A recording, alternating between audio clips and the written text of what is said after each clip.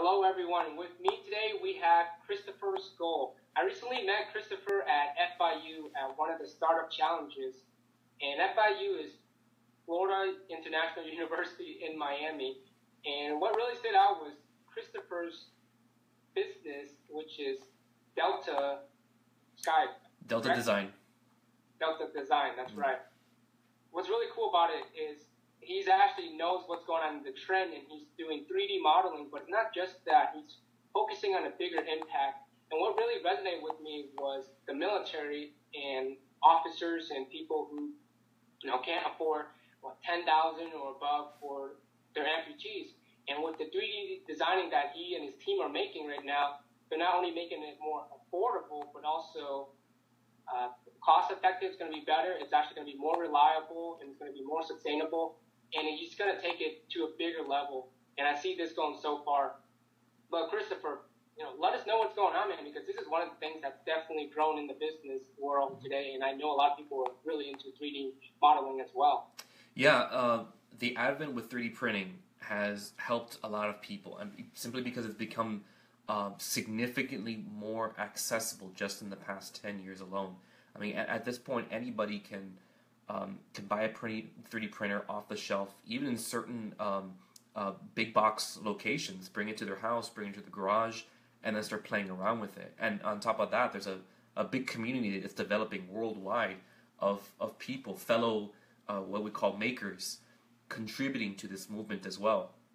And to the point of what you were mentioning, for veterans or for officers, or any, for that matter, any individual that has received an amputation, is required for a prosthetic, there are many instances where people are receiving 3D printed prosthetics customized to them as an individual. And we ourselves are actually engaged in two different projects right now.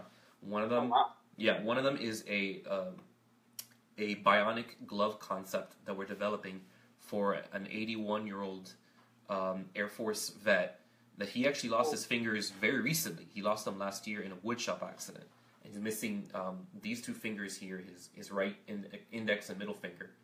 And so we're developing a glove concept for him using 3D printing, not just for the artificial fingers, but for, we have to figure out, okay, where the finger is going to attach to.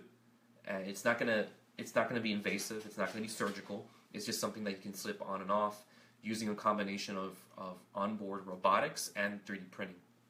And the second project that we have is for a gentleman who is local, who lost his right leg. Actually, I'm sorry, lost his left leg in a motorcycle accident, and he has a 1-year-old son. He can't get a job, so the idea is that it needs to be a replacement for something that is more affordable, more accessible. If issues come up, if he needs to replace parts, it's a lot easier to be able to do that with 3D printing, because in a matter of hours you can have a replacement part versus having to wait weeks, if not months, through your insurance to be able to get something. Yeah, that's another big thing today is that speed of implementation.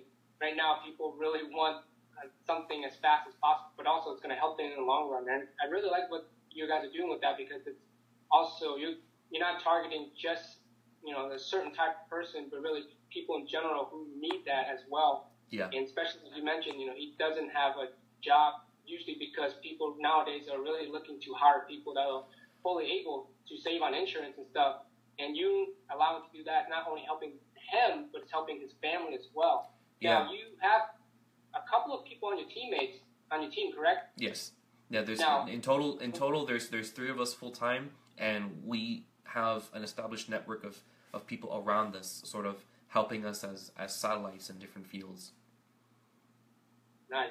So when you picked your team, was there a certain criteria that you looked for, or was it you guys already knew each other? We already knew each other. Actually, there's a history between my partners and I. So there's 2 others. There's Ali Qureshi and his brother Bilal Qureshi. Ali and I actually studied architecture at FIU 10 years ago, and we started since day one working together from commencement all the way to graduation. And we've been working on different projects together, and we've had different experiences. We even We even convinced a bunch of of our classmates to have a trip with us to Dubai so that we can study the local architecture there. And so that was pretty interesting, yeah. And we started a forum, an online forum, while we were in college, so that we can get people together, like-minded individuals, and we called it the Delta Design Forum.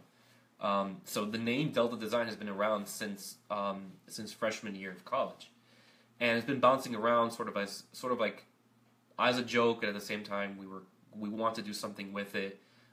His younger brother Bilal was also involved in the Delta Forum at the time, contributing ideas and posts. So about 2015, about midway through 2015, I get a call from Ali saying that he recently acquired 2 3D printers and they want to start making a business out of it. They were already working out of a workshop, he and his brother, and they wanted to get me involved, and that's pretty much where it started. Oh, nice. Yeah, I remember meeting them, and when I was at the FIU place, your section actually had the most people, and it was actually the most interesting. I was like, there's 20 of them. Yeah, and you guys had like Pokemon and all the other stuff. I wanted to actually like steal one of them, but I was like, nah, I want other people. Bro, you know what? I'll make one just for you. You let me know which one you want. I'll send it your way. Oh man, Pokemon is the way. I think Pokemon Go actually died out now that I think about it. Yeah, it's fine, but you know what? I mean, the game kind of died out, but at the same time, the fan base for the franchise, that's gonna last forever, man. I mean, we grew up on it, and I'm not gonna like Bulbasaur is first pick all the way for me, bro. I don't care what you say. Yeah, it goes away like that. I think they're making another movie on it too as well. Now, when you guys came up with that Delta design, that's a very, very good name. It really stands out because, one, Delta is a very big name. And I remember one of my, he's kind of like a friend to me, but Uber, the car company, right? Everybody signed up for his business coaching because they thought it was like the actual Uber, the driving company, but it was just UBR. That's sneaky. Relationship. Yeah. So people were like, who cares? It's Uber. I'm going to join, right? Now, what is it that you're looking for to scale your business in, let's say, the next 5 years? Where do you want this to go? We actually developed a plan as part of what you were mentioning before. Just to clarify what we were talking about with our involvement with FIU. Yes, we're FIU alums.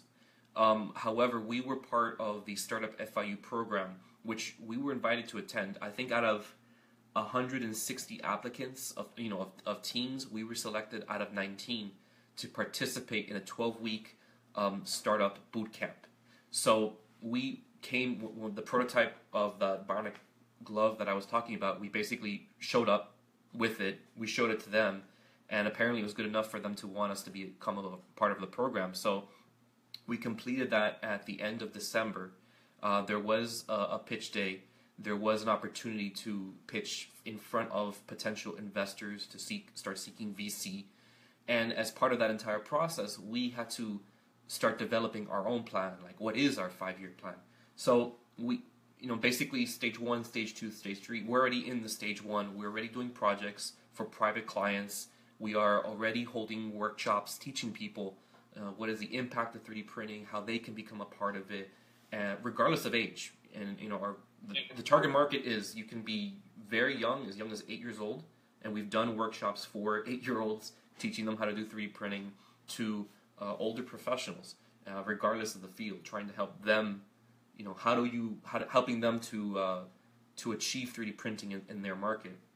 So stage 2, if you're asking in terms of scale, it basically comes down to equipment, because even with our core team and with the individuals that we also have at our network as well, I've worked hard in developing a network of people from all sorts of backgrounds, working in real estate, developing, architecture, construction, but also in the medical fields, in the marketing field, sales. I like having a little bit of everything, because you never know who comes in handy. Right. But really, it comes down to equipment, because with our core team, we can develop the projects already. We have in-house designers, in-house fabricators, we have in-house marketing consultants, but what we lack right now is the physical scale, location, actually. I'm going to be working out of the Wynwood area a lot more, because we're in negotiations right now with a local co-working space to be their in-house printers. So the idea is that they bring people to us from within their own co-working space. It could be architects, designers, I have the fashion designers, and they come to us and we help them develop their projects. And we also hold our own workshops as well. So the opportunities are there. Right now, we're just limited to the actual equipment. We're looking to scale by acquiring at least one, if not two or three more of different types of 3D printers. Because once you have at least one of one type and another of another type, you start expanding different opportunities for making different types of projects of varying types of complexity. You're not limited to one material or one size, but now you have a lot of different options for what you can make and what you can put together.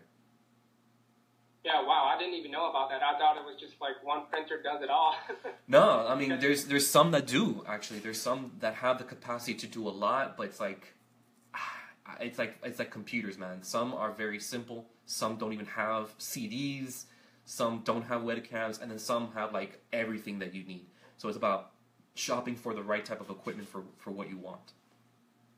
Yeah, that's awesome that you mentioned that you're doing workshops around the local area, and it's so great to actually see things like this, greater education being involved within the school programs. Now, is it pretty challenging to get into the school curriculums, or what's the process for that? There's a lot of red tape from what I've been told. You have to go directly to the school board, and we're not the only ones trying to engage in that market. But even then, trying to work with, let's just say, professional development for teachers, to me, which would be the ideal, because it's easy to get kids involved. We've done career days and we've done private workshops, and all the kids would want to get involved with it. It's fun. But the challenge is, how do you get teachers involved? How do you teach the teachers so that they can share that same information and same type of program with their students and build it in their curriculum? And unfortunately, so my wife is a teacher, and I've networked with teachers before, and the biggest challenge that they have is basically this predetermined curriculum that they have to work with. They don't have any wiggle room whatsoever. So the challenge would be, first, convincing the school board to start using 3D printing as part of a regular aspect of curriculum. And right now, it's very, very small. Not impossible. There are a few schools that do have in-house 3D printers. But then the challenge is, then how do you get teachers overall and administration mostly, because teachers would say, yeah, definitely, we know this is cool, but I don't know how to do it. And even then, it's up to the top down for them to decide, what it is that they can and cannot do. So it's mostly bureaucracy. But the counter to that is, more and more there are programs around the country that are getting behind the concept of building in-school maker spaces, having an outlet for kids to go and make in 3D on the computer and use a 3D printer. Miami Beach right now in their public library has a maker space, so students can go and they have weekly workshops where they can make stuff on whatever they want. They have access to 3D printers. The idea is, what we'd like to do with Delta is be the mobile maker providers, where we can go, which we've done. We go to schools for career days. We go for field trips. We show the students, in certain amounts of time, how to work a 3D printer, what are the benefits, start shaping their minds so that they can start using 3D printing as a new medium to create rather than to consume. And then eventually teachers will get on board with that. Because with all the teachers that I've spoken to, they're very gung-ho for using that. They know that this is the new technology, this is exactly what kids need to know, but it's really out of their hands. That's correct. Yeah, I love how you mentioned that. That's so great, because I'm trying to get into the school board as well, and if you're listening to this right now, I'm sure you've been trying to get into the school system and other areas, but it is about the school board, and like you mentioned, the bureaucracy, and a lot of the teachers, they want to be included as well. And I remember somebody mentioning to me that you can try to affect the students all you want, but at the end of the day, if the teachers say no and school says no, it's like, okay, you just did it backwards. So you got to go to them first before you go to the schools.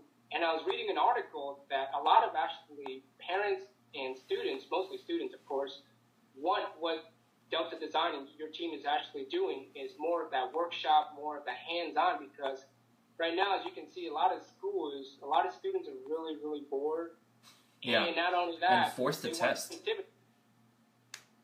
And they're forced to be able to have their curriculum be shaped around testing, around standardized testing. I mean, before the average school or the average class, a student would only need to know or will practice about 2 to 3 weeks out of the year for standardized testing. Now it takes up the majority of their time. So then all they're learning to do is how to take tests. There's no opportunity for students to be able to engage cognitively, to be able to exercise, let alone exercise practical skills like working with their hands or learning a new digital skill so they can use for a future job. About being creative. Or what? I'm sorry? It's about being creative. That schools is ultimately taking that away, and that's being creative. It's one of the things in life that's going to make you really not just succeed but more fulfilled. Mm-hmm. And sitting down all day for 8-9 hours doesn't really help much with creativity nowadays. That's not fun. Not fun at all. Yeah, and it's great to see this because you can see a lot of entrepreneur programs and people like you and me, Chris, are actually trying to get this into the school system. And it is a challenge, like you mentioned, because there's a lot of hoops and a lot of curriculums. But once they start to realize that, holy cow, school is actually kind of failing our students and our kids, maybe this actually will work. Plus, it actually, if you think about it, it actually makes the students improve because when they get out and work with their hands, you can tell that they can do so much more. Plus, they're more productive, they enjoy school, and a whole lot of other things.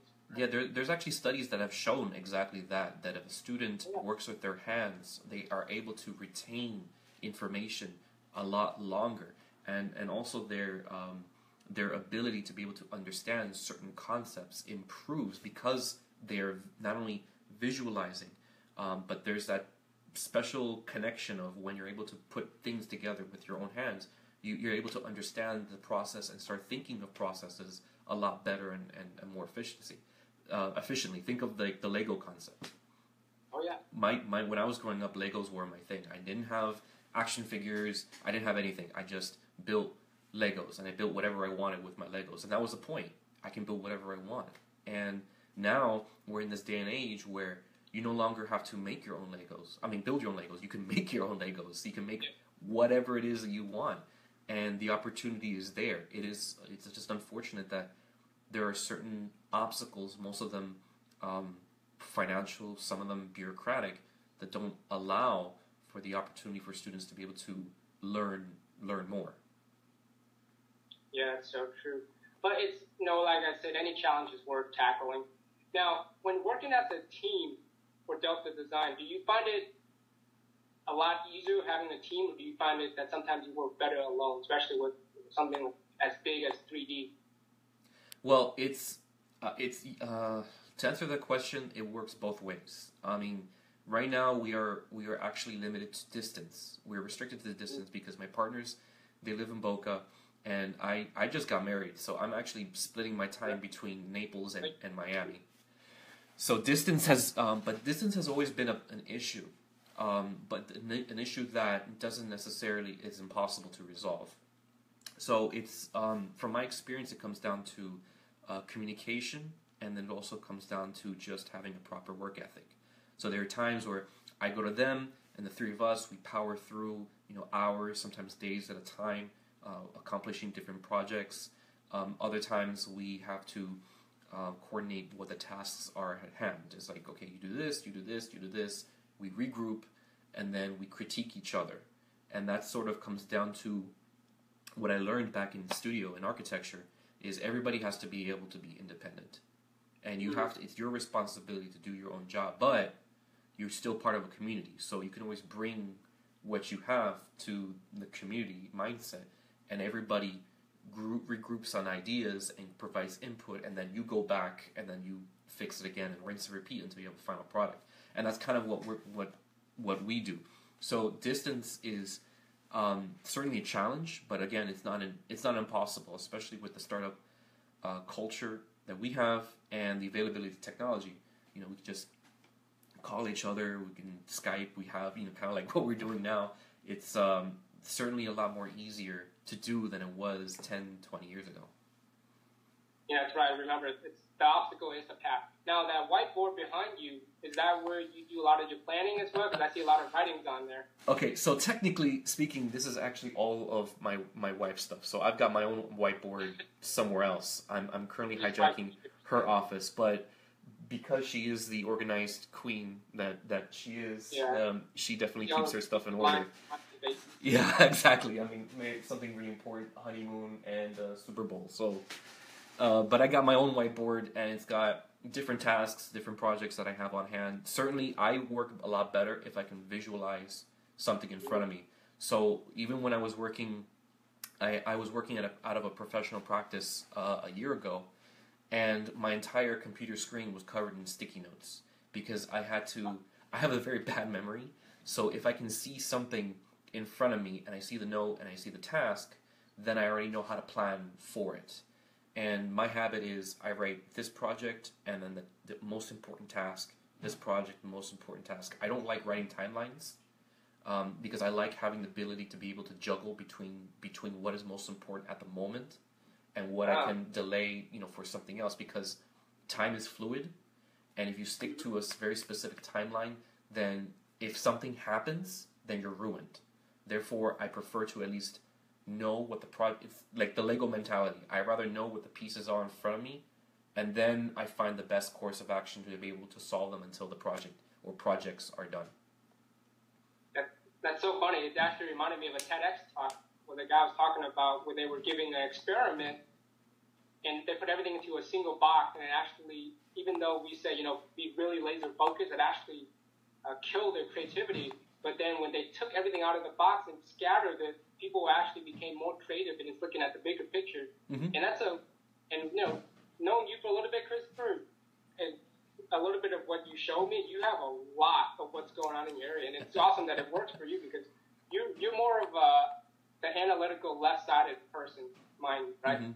Yeah, definitely. I mean, I love the creativity aspect of things. I love to be able to build, but at the same time, I like looking at things from afar and be able to put, certain pieces together until they can come together as one entire whole. Yeah, because I see you like looking at the grand vision of things. Yeah. Now, when it comes to 3D printing, how do you think it's going to help the general audience in the near future? Because it seems like some people don't really understand too much of the concept of it, except for like nurses, government, and schools who are really using it the most. Okay, that's a good question. I mean, pick a field, pick a market, and then I can say that for almost every type of job, there will be or is already an application for 3D printing. You mentioned nurses in the medical field. They are currently 3D printing, MRIs, CAT scans of parts of the body, of organs, so the surgeons can already look at, let's say, a heart, which I have a funny story about that, actually. You can 3D print a heart specific to the client, and they can analyze it before they go into surgery. And the argument is you can look at it digitally, you can look at a 3D scan of it, like that's true, but again, there is research to state that there's a big difference between looking something at a computer screen and understanding it once you have it in front of you in the physical form. But there is also the concept of bioprinting, which is instead of using artificial material like plastics or metal to print, they're using stem cells, live cultures, even I just saw yesterday actually a video of a lab doing 3D printing for skin, and they're actually creating like skin tissue with working epidermis and pores so they can like grow. It's weirdest things but Thanks. Yeah, yikes. Bioprinting right now, it also has the capacity for food, 3D printing in food. I'm partnered with now a brand out of California called Seed, SE3D, and they have a bioprinter called the Rebel, which has the capacity. They're using it in the classroom setting to teach kids chemistry, biology, using like algae cultures in a petri dish. It'll precisely print where it is you tell it to do, and the growth cultures will grow in the petri dish. It also prints chocolate. What's the feel when they have this stuff? Now they're getting free food at school? Might as well, right? Bro, we gotta feed everybody, man. You gotta There's I've seen metal applications of metal in industries and for prototyping. So now big companies, Ford, GE, Nike, they're all using 3D printing in-house. They no longer have to send prototyping out elsewhere. They can have everything done in-house, and then in a matter of hours, you can take your model and you can analyze it and then scrap it if you need to and modify it. Definitely, like I mentioned, 3D printing with prosthetics. The automotive industry is using it. Aerospace is using it. Even in construction, I've seen applications of large-scale 3D printing with concrete. And in China, I know in Hong Kong I've seen it. In Dubai, they're utilizing 3D printing to make houses and tall structures. Yeah, that's right. I remember my business partner was just telling me yesterday he needed a 3D printer to make some stuff for the scooter with our startup company, which is To Go Get, which we deliver food and other electronics. Oh, cool. But it made so much sense because 3D is, as cliche as it sounds, you could use it for almost anything. I think it's actually going to it might even dominate Legos pretty soon if you think about it. Because it's Who the new knows? thing. Who knows? I mean, if anything, I won't be surprised if after I say this actually happens. But I would even say that the next step is Lego gets into a company like Lego. They get into an industry where they know everybody has a 3D printer, so they just send their files out, and you can license a licensed Lego piece. And it's like, oh wait, I need this piece. I can't find it. I can either look online to see if somebody has it and buy it, go to the store to buy it, or I can just print it in my own home and then boom, I'm done. Now, let's look at the darker side of it. Now, do you think there's any repercussions or any dangers to 3D design by chance? Yeah, I know there's all things. It really comes to the user. It does come to down to the user. One of the dangers is don't touch the hot end while it's printing because it's very hot. No, I've seen a lot of people. A question I get a lot is, "Oh, did you hear about the one time that someone 3D printed a gun?" And I'm like, "Okay." Okay, it's the knife argument. You can use a knife to cook, or you can use a knife to stab somebody. It's like, and even then, I argue the legitimacy of using a projectile weapon using only printed plastic parts. I mean, like, oh yeah, but they tested it, they proved it. Like, I don't believe it. I don't think it's possible. And if so, if you can already think about it, then someone else is already finding ways to try to prevent it. So, the only thing you can do in an instance, instead of taking away the gun, is convince somebody that the gun is not necessary. So I prefer to come from the school of thought is, yes, there is 3D printing, and people can make just little toys and little objects, but really you need to help them see the opportunity of what else they could be making, like a prosthetic for a child, making a toy for an elderly person that they have like severe arthritis or something, utilizing it so that you can make a component for something that you can sell, and all of a sudden you have younger but very smart entrepreneurs starting earlier and making a business model out of things that they make from home. People don't realize sometimes what is available, what their options are, unless they're put in front of them.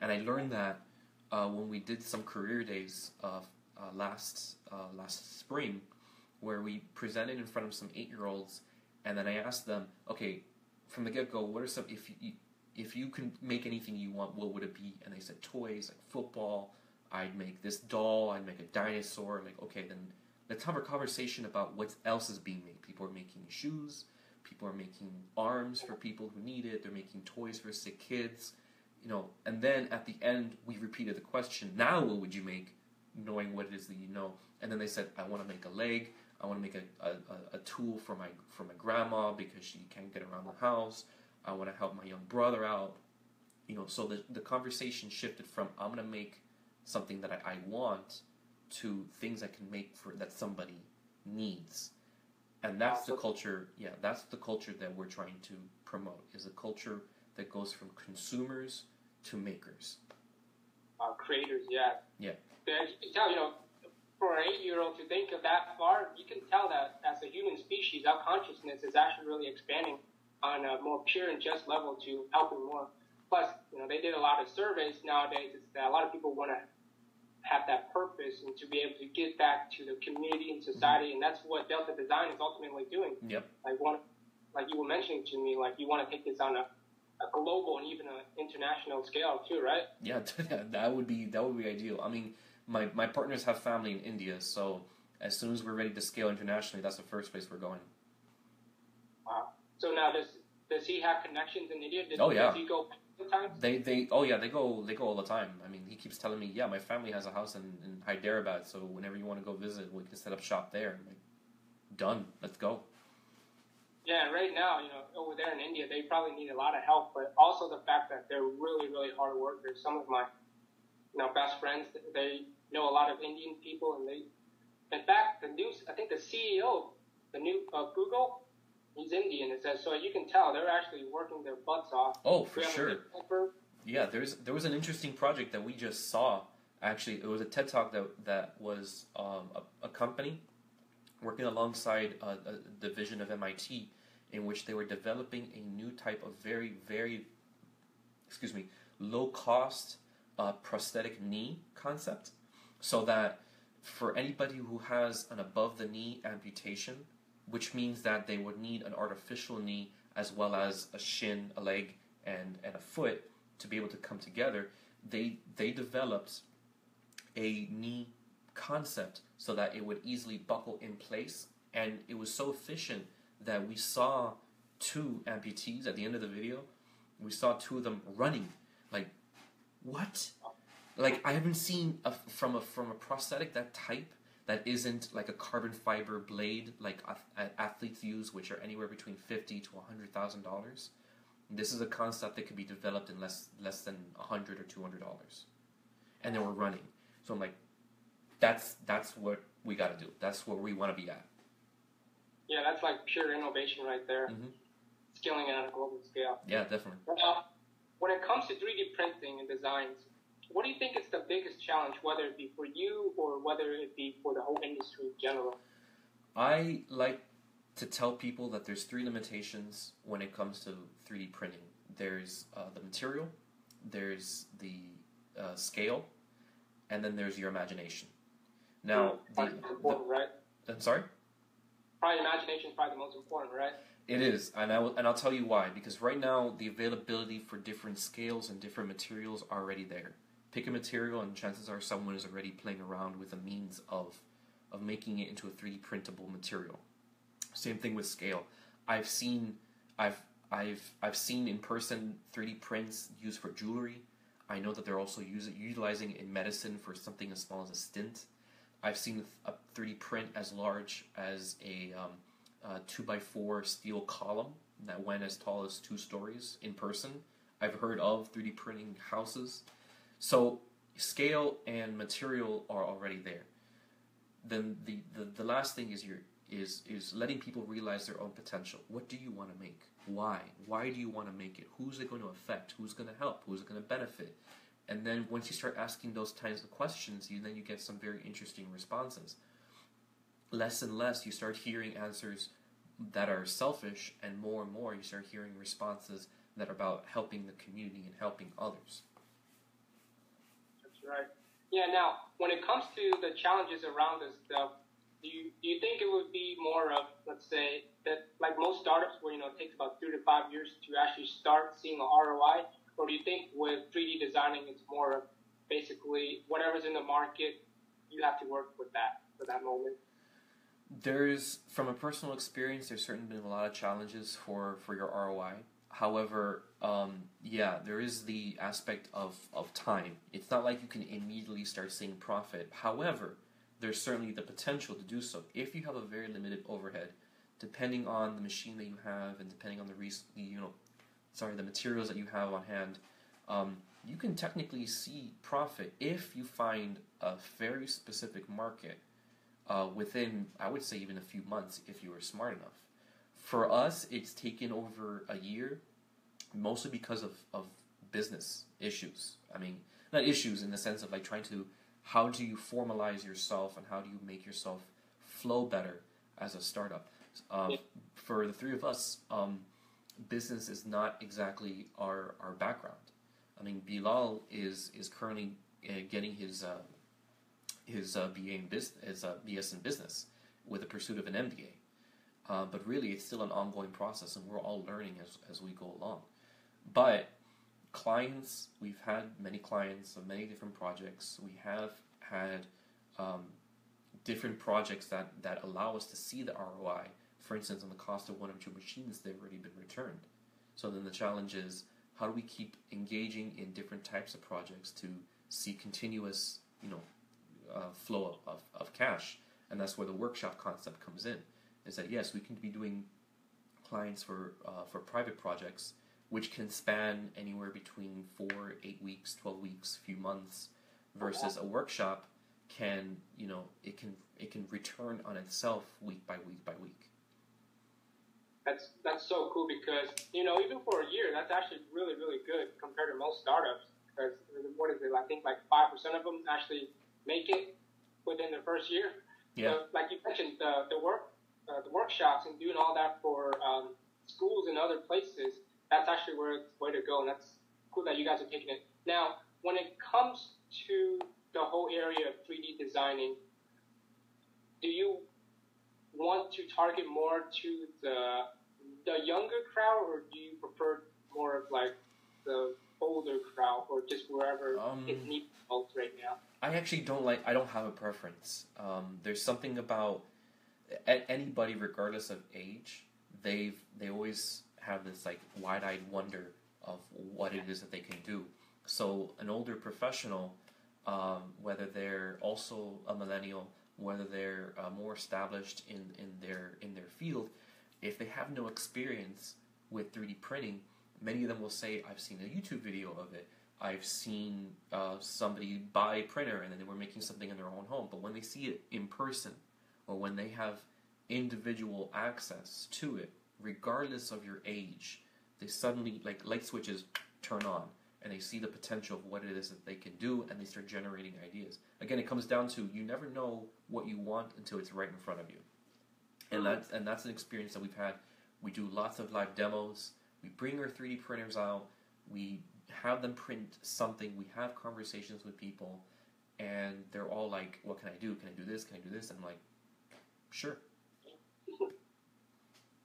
Up to your imagination, like you mentioned. Exactly. Now, when it comes to conviction, right? What is it that, whether it's either with 3D or your business or even in your lifestyle, what is it that you believe, yet most people don't necessarily agree with?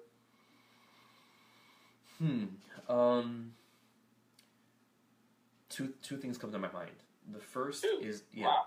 First thing is I would say like people like the Gary V kind of school of thought, they'll agree with this. The time is more valuable than money. Money is very important, especially from a startup culture. For me personally, I have a family now, so it's about trying to support that myself and my family. So money is certainly important, but if you squander time, it's worse than if you squandered capital. And sometimes doing things even for free have much more of a return, because then you start developing reputation, you start developing professionalism, a network. You get shout-outs from people that you may not expect.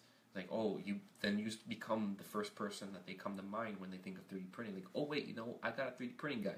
So that's certainly the time that you take, and making sure that you don't waste it, and making sure that you don't spend it on certain ventures that will waste more time in the long run. That's important, and you only get that from experience.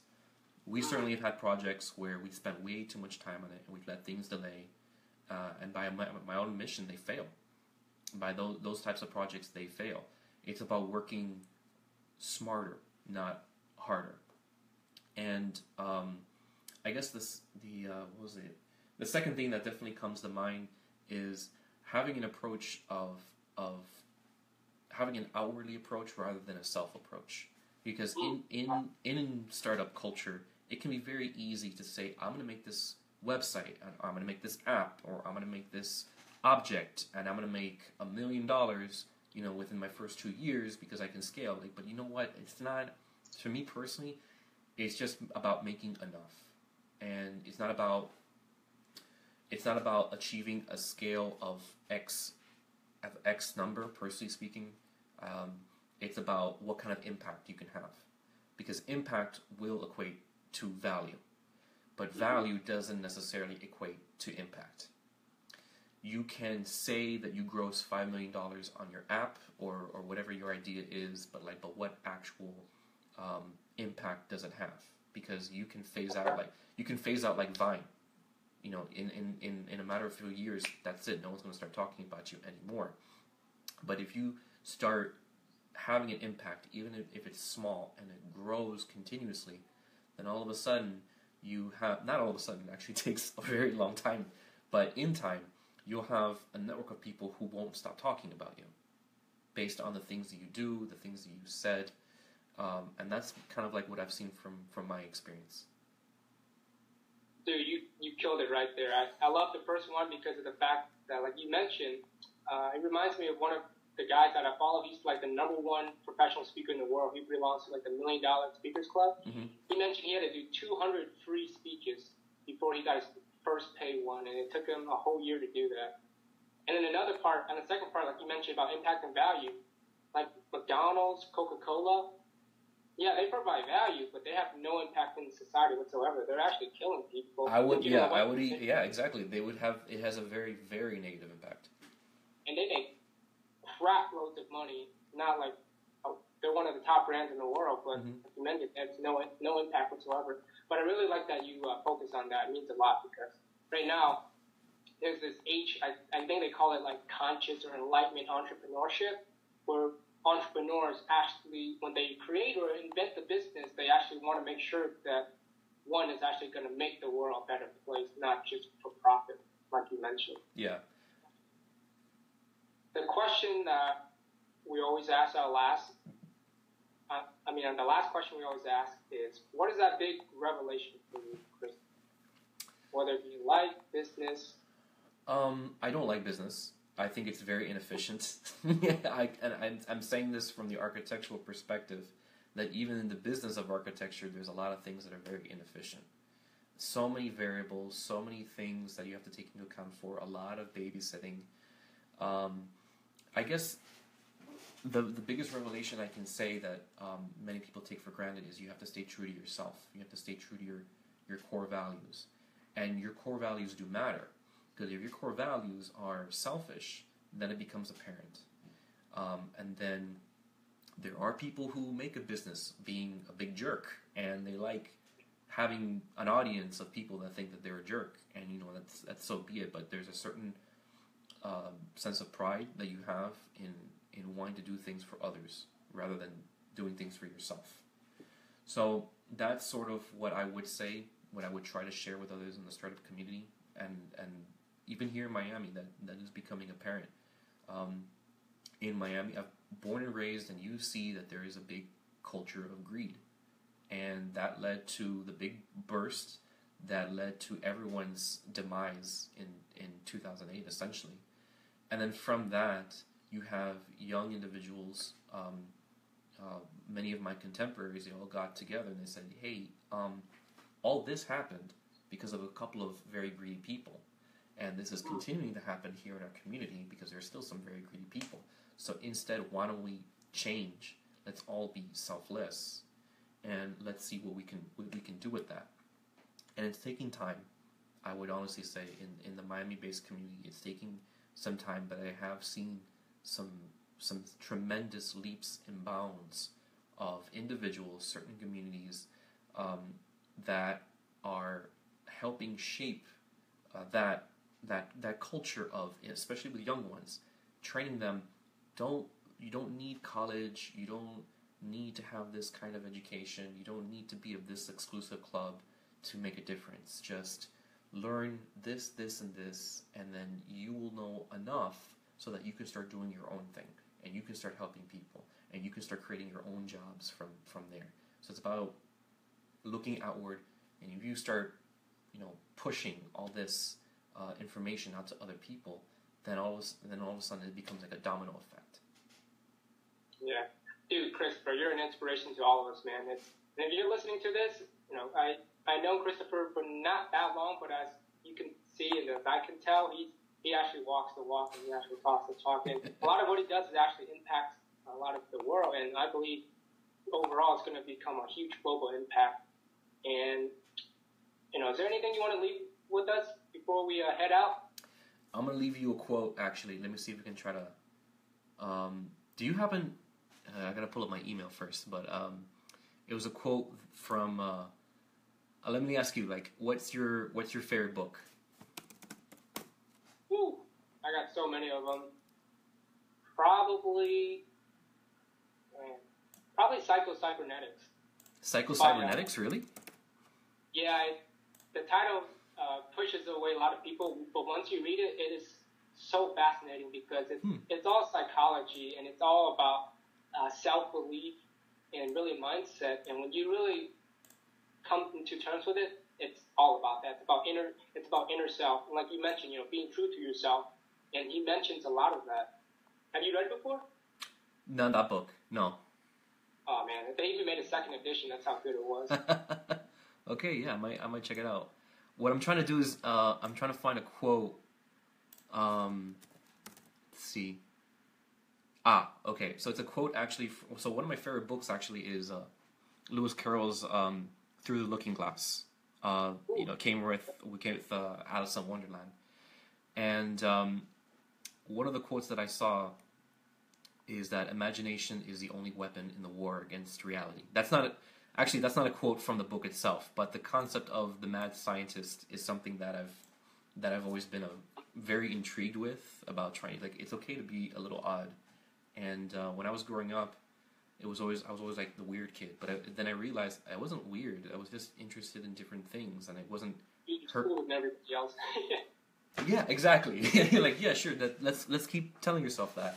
When I was the weird kid. I was into the nerdy things. I was into other offshoot topics, but I had to learn that was okay, because I was just exploring and getting a heads up on the world around me that other kids necessarily were not. So the idea of being a little odd, being a little not crazy, but being a little mad, like the Mad Hatter, that's okay. No one gets hurt. You just have a different perspective of life. So for me, imagination, being a little mad, is exactly that. Imagination is the weapon that you have against reality. You get to shape what you want your life to be, and I choose to make my life so that it can be for the benefit of others. Oh yeah, man, you got it. I think it was Einstein that said imagination is more important than knowledge. Mm-hmm. And nowadays, everybody wants to be book smart, but nobody wants to be creative. And that's what 3D designing is doing. It's allowing you to explore yourself and what you're capable of, and having fun at the same time. Yeah, exactly. So how can I follow you, man? Because I know you're going to be doing some big things these days. I appreciate it, man. So we're on about you. What did you ask about following? Yeah, because you're on social media. Yeah. So I've got, there's Delta Create on Instagram. You can also check us out on our Facebook, which is also, let me see, it's Delta Create, right? Yeah, it's also Delta Create. There's also my personal Instagram, which is Skullthink, SKULL Think, which is a play on my actual last name, which is SCULL, but I decided to just accept the moniker. And you'll see some videos that we've done. We did a presentation it was actually a field trip for my wife's program called K-12, and we had two groups of kids. We taught them not only how to model the basics of 3D modeling and 3D printing, but then an application, and each of them walked away with their own cardboard cutout of an articulated robotic hand. So they're all able to learn the benefits of fabrication and the impact that it has. We show them real-life examples of kids getting 3D printed prosthetic hands with complete articulation, so that they can walk away with not just a physical project, but they walked away with something more, a drive for social impact. So definitely we're on Facebook. Check out Delta Create, Facebook, Instagram. Every once in a while I'll post something on Snapchat for Delta Design as well. We are going to be doing a series of networking events. There's the Creative Glue event that's going to be held at the SLS Brickell coming up in a couple of weeks on the 23rd.